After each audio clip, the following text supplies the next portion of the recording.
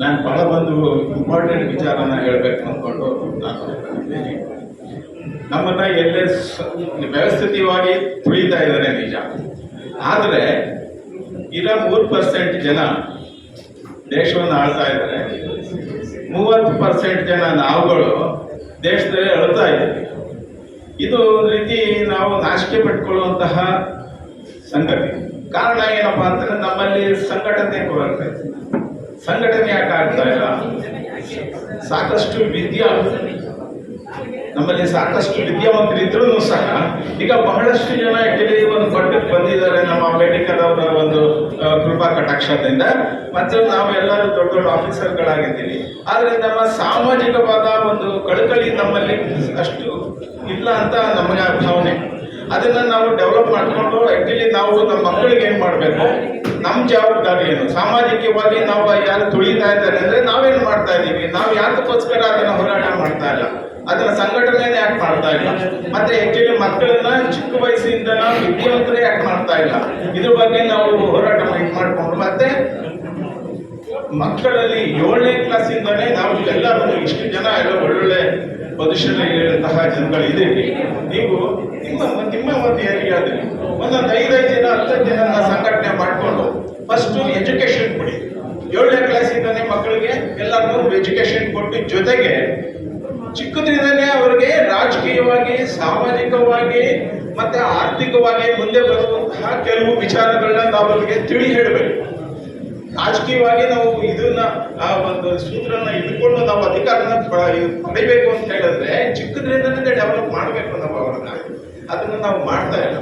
ಅದನ್ನ ಮಾಡ್ಕೊಳ್ಬೇಕನ್ನ ಒಂದು ಮಾತನ್ನ ಇಲ್ಲಿ ಸ್ಟ್ರೆಸ್ ಮಾಡಿ ಹೇಳ್ತಾ ಇದ್ದೀನಿ. ನಾನು 85, 86 ಮತ್ತೆ 90 3 ವರ್ಷ ಮಕ್ಕಳಿಗೆ PUC ಹುಡುಗರಿಗೆ, PUC ನಮ್ಮ ಟರ್ನಿಂಗ್ ಪಾಯಿಂಟ್ ಅಂತ ಹೇಳ್ತಾರೆ.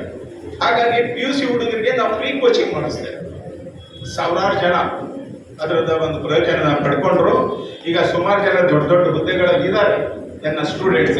ಅದನ್ನ ನಾನು ಹೆಮ್ಮೆಯಿಂದ ಹೇಳ್ಕೊತೀನಿ. ಮತ್ತೆ ಅದೇ ಕಂಟಿನ್ಯೂ ಮಾಡಬೇಕು. ಈಗ ಮತ್ತೆ ಕಂಟಿನ್ಯೂ ಮಾಡಿದ್ದಲ್ಲದೆ ಜೊತೆಗೆ ಆಮೇಲೆ ನಮ್ಮ ಅಂಬೇಡ್ಕರ್ ಸಂಘ ಸಂಸ್ಥೆಗಳು ಬಹಳಷ್ಟು ಎಲ್ಲ ಏರಿಯಾದಲ್ಲೂ ಇದ್ದಾರೆ. ಎಲ್ಲ ಒಂದೊಂದು ಅಧಿಕಾರ ತಗೊಂಡ್ಬರ್ತಾರೆ. ನಾವು ಪ್ರೆಸಿಡೆಂಟ್ ಆಗಬೇಕು, ಸೆಕ್ರೆಟರಿ ಆಗಬೇಕು, ಅದಾಗಬೇಕು, ಇದಾಗಬೇಕು. Okay, right. ಆದರೆ what is your social responsibility? ಈಗ ಒಂದು ನಮ್ಮ ಜನಗಳಿಗೆ ಏನ್ ಮಾಡ್ಬೇಕು ಅಂತ ನೀವು ಮಾಡ್ತಾ ಇದ್ದೀರಿ.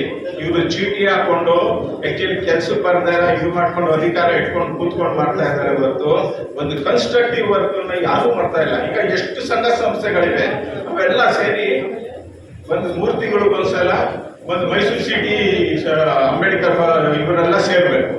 ಆಮೇಲೆ 6 ತಿಂಗಳಿಗೊಂದ್ಸಲ ನಮ್ಮ ಪಕ್ಕದ ಒಂದು ತಾಲೂಕಿನವರೆಲ್ಲ ಸೇರ್ಬೇಕು. ವರ್ಷಕ್ಕೊಂದ್ಸಲ ಎಲ್ಲ ಕರ್ನಾಟಕದಲ್ಲಿರೋರೆಲ್ಲ ಒಟ್ಟಿಗೆ ಸೇರ್ಬೇಕು. ಸಣ್ಣ ರಾಜಕೀಯವಾಗಿ, ಸಾಮಾಜಿಕವಾಗಿ ಮತ್ತೆ ಶೈಕ್ಷಣಿಕವಾಗಿ ನಾವು ಏನ್ ಮಾಡಬೇಕು ಅನ್ನೋದ್ರ ಬಗ್ಗೆ ಯೋಚನೆ ಮಾಡಿಕೊಂಡು ನಾವು ಮಾಡಬೇಕು. ಆಮೇಲೆ ನಾವು ಸಾಂಸ್ಕೃತಿಕವಾಗಿ ನಾವು ಸೇರ್ಬೇಕು ಅನ್ನೋದೊಂದು ಬಹಳ ಸಂತೋಷದ ವಿಚಾರ. ಆದರೆ ಫಸ್ಟ್ ನಮ್ಮ ಮನೆಯಲ್ಲಿ ನಮ್ಮ ಹೆಂಡತಿಯನ್ನ ನಾವು ಕರ್ಕೊಂಡ್ಬರ್ಬೇಕು ಫಂಕ್ಷನ್ಗೆ, ಇಂಥ ಫಂಕ್ಷನ್ಗೆ. ಅವ್ರು ಕರ್ಕೊಂಡ್ಬಂದು ಅವ್ರು ಚೇಂಜ್ ಆಯ್ತು ಅಂದ್ರೆ ಆಗ್ಲೇನೆ ಜನಗಳು ಅವ್ರಿಗೆ ಒಂದು ಅರಿವು ಬಂದು ಈಗ ಎಲ್ಲರಿಗೂ ದೊಡ್ಡ ದೊಡ್ಡ ಇಂಟ್ರೆಸ್ಟು ಅವರು ಹೇಳ್ಬೇಕಂಡು ಯುಗಾದಿ ಹಬ್ಬಗಳು, ಗಣೇಶನ ಹಬ್ಬ ಅಂದ್ರೆ ಇನ್ನೊಂದು ಯಾವ್ದು ಹಬ್ಬ ಅಂತ ಅಷ್ಟು ಜೋರಾಗಿ ಮಾಡ್ತಾರೆ. ಅದೆಲ್ಲ ನಮ್ಗೆ ಅಸಹ್ಯ ಅನಿಸ್ಬಿಟ್ಟು ನಾವು ಹೇಳಕ್ಕಾಗೋದಿಲ್ಲ. ಬಟ್ ಆದ್ರೆ ನಾವು ಫೋರ್ಸ್ ಮಾಡಿ ಅವ್ರಿಗೆ ತಡೆಯೋದಕ್ಕಾಗೋದಿಲ್ಲ.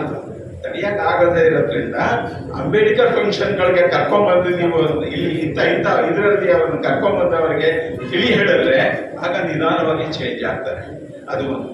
ಮತ್ತೆ ನಮ್ಮ ಆರ್ಥಿಕವಾಗಿ ನಾವು ಸದೃಢರಾಗಬೇಕು ಅಂದ್ರೆ ನಮ್ಮ ಜನರ ನಾನು ಒಂದು ಯೋಚನೆ ಮಾಡಿದ್ದೆ. ಏನ್ ಯೋಚನೆ ಮಾಡಿದ್ದೆ ಅಂದ್ರೆ, ನಾವೆಲ್ಲ ವಿದ್ಯಾವಂತರಿದ್ದೀವಿ. ಒಂದು ತಿಂಗಳಿಗೆ ಸುಮಾರು 1 ಲಕ್ಷ ಒಂದು ಚೀಟಿ ಎಷ್ಟೋ ತಗೋತಾ ಇರ್ತೀವಿ. ಆ ಖರ್ಚು ಮಾಡಿದ್ದು ಒಂದು ತಿಂಗಳಲ್ಲಿ 1 ಲಕ್ಷದಲ್ಲಿ ನಮ್ಮ ಜನಗಳಿಗೆ ನಾವು ಎಷ್ಟು ಖರ್ಚು ಮಾಡ್ತಾ ಇದ್ದೀವಿ? ಅದಕ್ಕೋಸ್ಕರ ನಾವು ಒಂದು ಪ್ರಾವಿಷನ್ ಸ್ಟೋರ್ಸೇ ಮಾಡೋಣ. ಅದಕ್ಕೆ ಏನೇನು ಬೇಕು? ಗ್ರಾಹಕರು, ಆಮೇಲೆ ಸಪ್ಲೈಯರ್ಸ್. ಆಕ್ಚುಲಿ ಯಾರು ಬಿಸ್ನೆಸ್ ಮಾಡ್ತಾರೆ ಅವರು, ಅದರೊಳಗೆ ಹೋಲ್ಸೇಲ್ ಡೀಲರು ಮತ್ತೆ ರಿಟೈಲ್ ಡೀಲರು ಇವರು. ಸೊ ಈಗ ಅವರ ಈಗ ನಮ್ದು ಸಮಸ್ಯೆ, ಈಗ ನಾವೆಲ್ಲ ಗ್ರಾಹಕರೆಲ್ಲ ಸೇರ್ಕೊಳ್ಳೋಣ.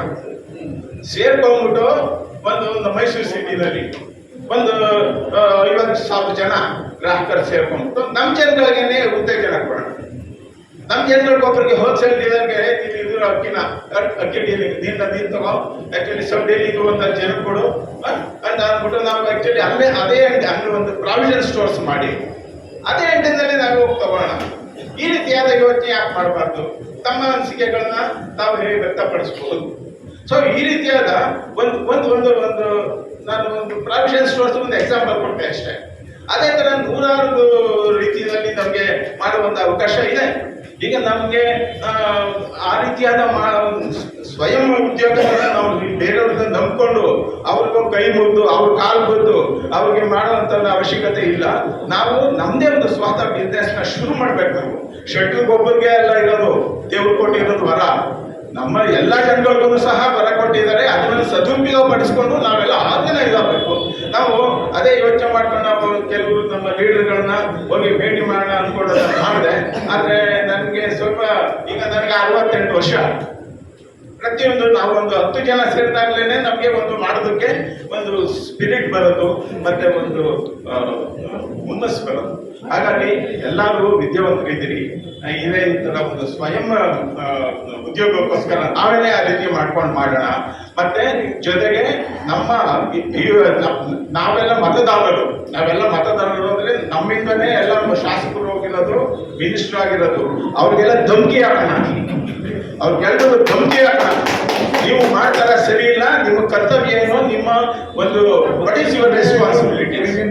ಈಗ ನಾವು ಆ ರೀತಿಯಾದ ಒಂದು ಕಟುವಾದ ಮಾತು ಮತ್ತೆ ಒಂದು ಸ್ಟ್ಯಾನ್ಸ್ ತಗೊಳ್ಳಿಲ್ಲ ಅಂದ್ರೆ ನಾವು ಹೀಗೆ ಇರ್ಬೇಕಾಗ್ತದೆ. ಮತ್ತೆ ಇನ್ನು ಕೆಳಮಟ್ಟಕ್ಕೆ ಹೋಗ್ತಾನೆ ಇರ್ತೀವಿ. ಆದ್ರಿಂದ ಅದ್ರ ಬಗ್ಗೆ ನಾವು ಸ್ವಲ್ಪ ಸೀರಿಯಸ್ ಆಗಿ ತಗೊಂಡು ಈ ಪೊಲಿಟಿಕಲ್ ಮತ್ತೆ ಎಜುಕೇಶನ್ ಮತ್ತೆ ಸೋಷಿಯಲ್ ಇದ್ರೊಳಗೆ 3 ಒತ್ತು ಕೊಟ್ಕೊಂಡು ನಾವು ನಮ್ಮ ಮಕ್ಕಳನ್ನ, ಚಿಕ್ಕ ಮಕ್ಕಳನ್ನ ಬೆಳೆಸಿ ನಾವು ಅವರಿಗೆ ಉತ್ತೇಜನ ಕೊಡಬೇಕು ಅಂತ ಹೇಳಿ ನಮಗೆ ಮಾತಾಡೋಕೆ ಅವಕಾಶ ಎಲ್ಲರಿಗೂ ಧನ್ಯವಾದ ಹೇಳ್ತಾ ಮಾತು ಮುಗಿಸ್ತೀನಿ.